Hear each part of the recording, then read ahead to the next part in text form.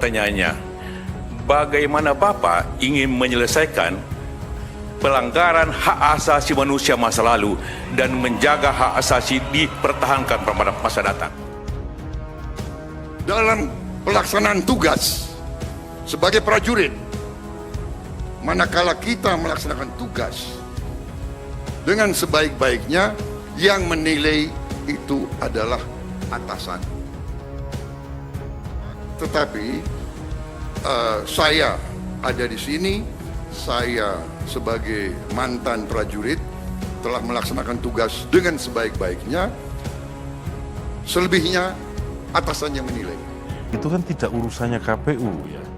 Urusan KPU itu memberikan porsi, saatnya debat capres, capres yang bicara. Saat debatnya cawapres, cawapres yang bicara. Kemudian dia ngomong, kalau begitu yang lain nggak bicara, cuma pajangan. Masa saya mau komentari urusan beginian? Saya skip, saya nggak komentar itu. Yang menarik nanti itu kalau dibuka debat secara terbuka antara paslon untuk saling kritik dan saling menyanggah. Disitulah kemudian secara spontanitas akan ditentukan kira-kira siapa yang paling unggul. Dalam tanda kutip, takutnya sering sudah menetes jauh kemana-mana.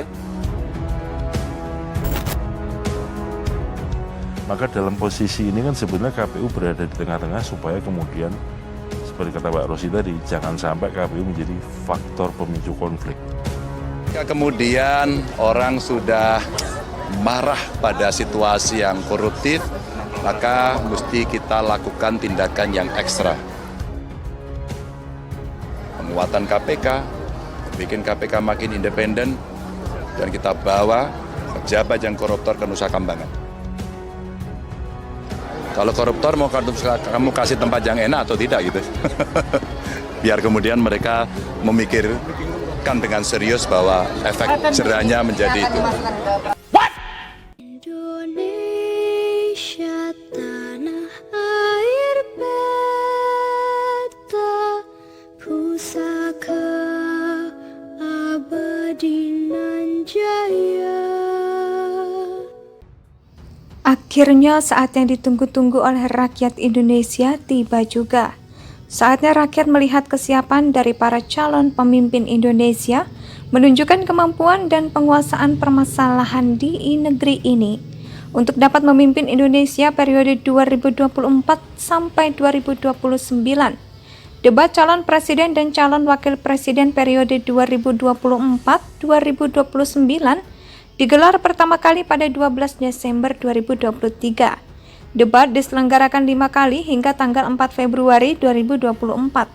Tema debat pertama yang diumumkan oleh KPU RI adalah hukum, HAM, pemerintahan, pemberantasan korupsi, dan penguatan demokrasi, namun publik tidak begitu mengetahui secara detail sedalam apa topik yang menjadi materi debat perdana tersebut. Kubu 01 dan 03 menyatakan siap debat karena sudah terbiasa mengikuti adu gagasan. Juru bicara TPN Ganjar Mahfud, Boy Agustinus, mengatakan tak ada istirahat khusus untuk Ganjar Mahfud jelang debat perdana. Sementara kubu Prabowo dengar-dengar sudah melakukan simulasi jelang debat. Calon wakil presiden nomor urut 2 Gibran sudah mempersiapkan diri untuk menghadapi debat perdana calon presiden dan calon wakil presiden pada pemilu 2024. Menurut Wali Kota Solo sekaligus putra Presiden Jokowi, Gibran, simulasi menghadapi debat juga akan dilakukannya bersama Prabowo. Hal ini sebagai upaya di dalam debat tampil secara prima, baik dari sisi substansi maupun dari sisi teknis. Sebenarnya tema pada debat perdana ini pernah ditanya pada debat Pilpres 2014 lalu. Hal yang sangat membekas dalam pikiran kita. Prabowo tidak bisa menjawab masalah HAM. Bahkan dia menyalahkan atasannya dalam kasus HAM yang sempat terjadi pada dirinya. Dia juga mengklaim bahwa dirinya telah menjaga HAM yang ada di Indonesia selama bertahun-tahun. Faktanya dalam kasus masalah lalu tersebut Prabowo tidak menjaga HAM. Prabowo terbukti menyalahgunakan jabatannya, terbukti Prabowo dipecat atas jabatannya. Ini juga yang membuat Soeharto marah kepadanya, hingga akhirnya memutuskan Titik Soeharto bercerai dengan Prabowo. Nah, pada debat perdana, bisa ditaksir Prabowo akan terjebak masalah yang sama. apa yang ada di panggung debat Pilpres 2014 sampai 2019 akan terulang kembali pada debat Pilpres 2024. Berikutnya, masalah korupsi yang terjadi. Prabowo pada beberapa yang lalu menyebut hukum bisa dibeli karena gaji hakim kurang. Bakal calon Presiden Koalisi Indonesia Maju atau KIM, Prabowo Subianto, menyebut peningkatan gaji hakim memungkinkan jadi solusi mencegah main mata dalam penegakan hukum. Saat ini apa yang diungkap oleh Prabowo telah dipecahkan oleh Ganjar melalui gagasannya. Capres nomor urut 3 Ganjar Pranowo mengatakan pemberantasan korupsi harus diperkuat lewat tindakan. Ia pun mengusulkan agar para koruptor ditahan di Lapas Pulau Nusa Kambangan, Cilacap, Jawa Tengah. Akhirnya saat yang ditunggu-tunggu oleh rakyat Indonesia tiba juga.